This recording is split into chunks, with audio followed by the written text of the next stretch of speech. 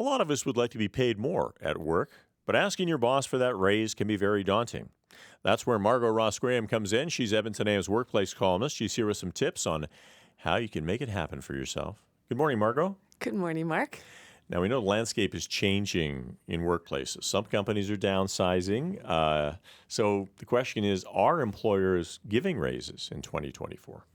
Actually, they are. So there's lots of research out there. You can check it out. But this year, 2024, the average increase across Canada is 3.6%. So when we did surveys of company, not me personally, Right.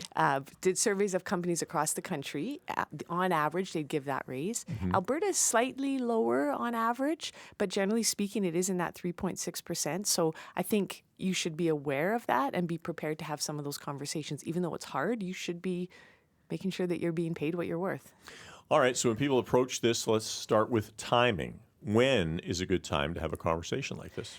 Well, it's really important to know when your company has them. So there's a variety of ways people do it. So either annually, companies will say, okay, on your anniversary date of when you hired, we will have often a performance conversation of what you've done really well, and then possibly a salary increase conversation. So that's one time.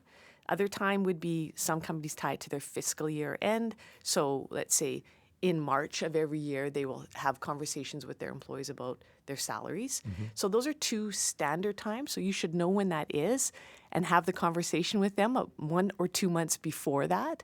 Because if you don't have that conversation and you wait until the time, they've already set their budgets, it's not going to help you.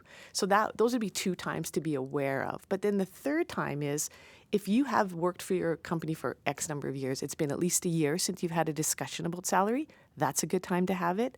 If you're a new employee and you agree to a salary, but then a review of that salary after you reached your probation, 3 months, 6 months, whatever that is, and your manager doesn't talk to you about it, it slipped their mind or they forgot, or maybe it was negotiated with a hiring manager, but your supervisor doesn't know, that's a good time. And then the third time would be, suppose your job added a whole bunch of responsibilities, which we've seen happen over the last number of years, people leaving, so you take on new jobs. That might be you add extra roles to your current job that you're in, like let's say you started a job and you weren't supposed to do any traveling, but because of the change in landscape in your employer, you're traveling 75% of the time versus 10% of the time. That's warrant of a salary increase. Right. So think about all the things that might have happened to you and decide, it's worth waiting for those 2 other milestones, but if these things have changed, that's the time to have that conversation. Okay, so then move ahead to preparing for the actual conversation. What are some of the things you should think about? So know when the salary discussions happen is the first thing, but then the second thing is understand what your salary structure is in your company. And so what I mean by that, we've talked about this, but we know in 2024, pay transparency is a big thing. Mm-hmm. So organizations are committing more and more to being clear about what the salary grids are or the salary ranges are in their organizations. So you should know, where do you fit? So where does your position fit in your salary range? You might discover you're at the entry level of that range, and so there's a lot of room to grow in there. So find that out. You might discover that you're at the highest end of the range, and there is no room for you to grow. So for an increase, it might not work. But because there's no place for you to increase, so what would be other things that you could get?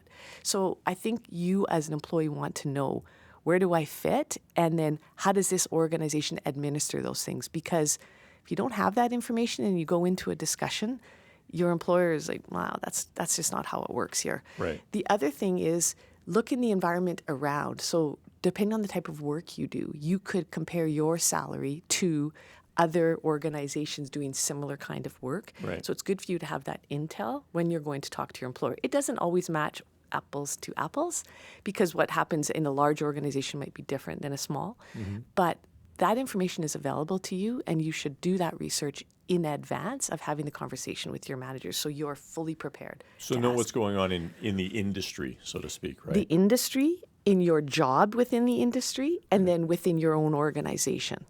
Yeah.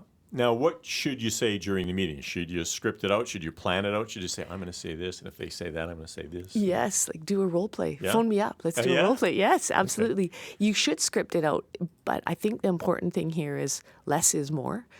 So be clear and concise with what it is that you want to share, but absolutely you have to be prepared to be very clear. Yeah. So don't beat around the bush. I'm kind of thinking I might be worth a little bit more. I'm not really sure what that is, but I'd like to talk to you about it. That's not what a manager wants to know. They know you're dancing around. Right. It's sad that you have to ask, but you do. Yeah. So you have to advocate for yourself. So I would say think about, if I had a conversation with you and you were my manager, I might say, I'd like to talk to you about what my last year has been like, and I'm really excited about the projects that I've taken on. So I did X and then I did Y, and the results were great, and we've talked about those results. And so I'd like to talk to you about how we might reconsider my compensation based on the performance that I've had over this past year. Margie, you've done a great job, but we don't have any more money. So then what do you say?